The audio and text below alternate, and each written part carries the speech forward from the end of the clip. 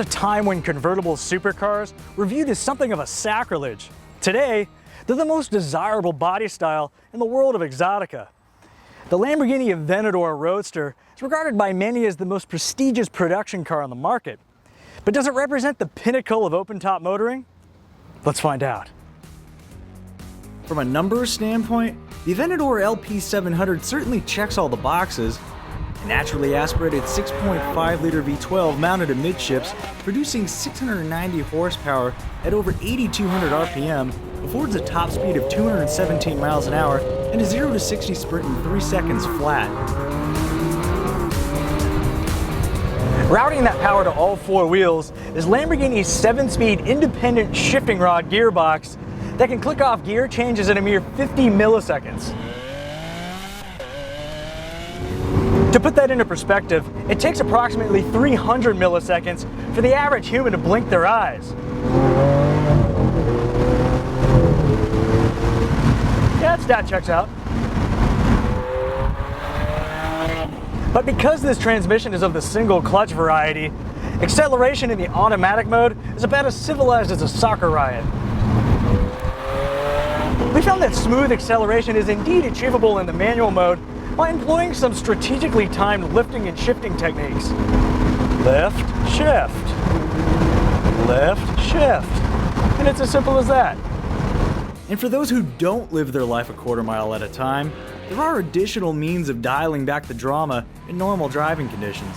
The Aventador's personality can be altered by way of 3 distinct drive modes: Strada, Sport, and Corsa.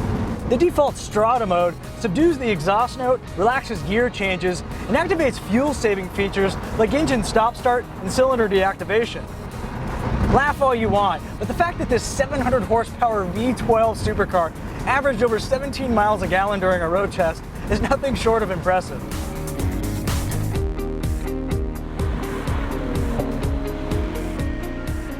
Selecting the Sport or Corsa settings alters the all-wheel drive system's front-rear torque bias from 3070 to 1090 and 2080 respectively. Doing so also turns up exhaust volume to 11 and knocks out gear changes in such a rapid, almost violent manner the electronic tack needle can barely keep up.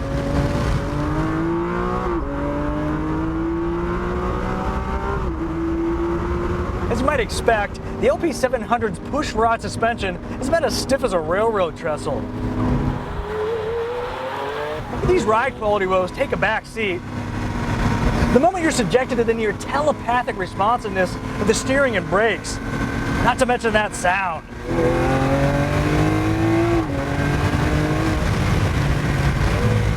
Why does Lamborghini even bother with an audio system? Seriously, the sound quality is weirdly underwhelming.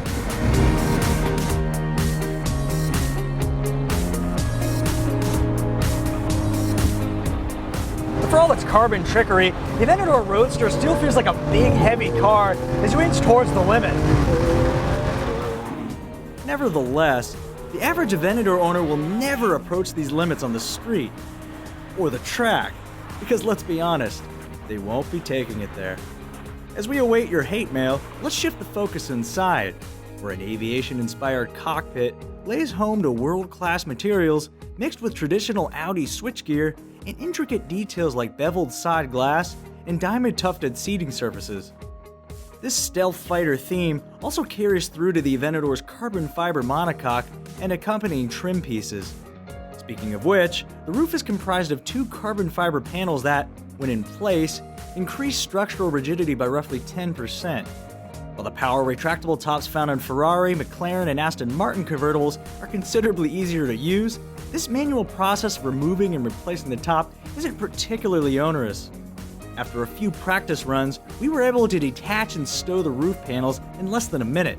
Plus, the payoff is worth the hassle, as a low, unobtrusive header, power rear window, and surprisingly tall seating position, at least in the realm of supercars, ultimately bring you to the brink of sensory overload.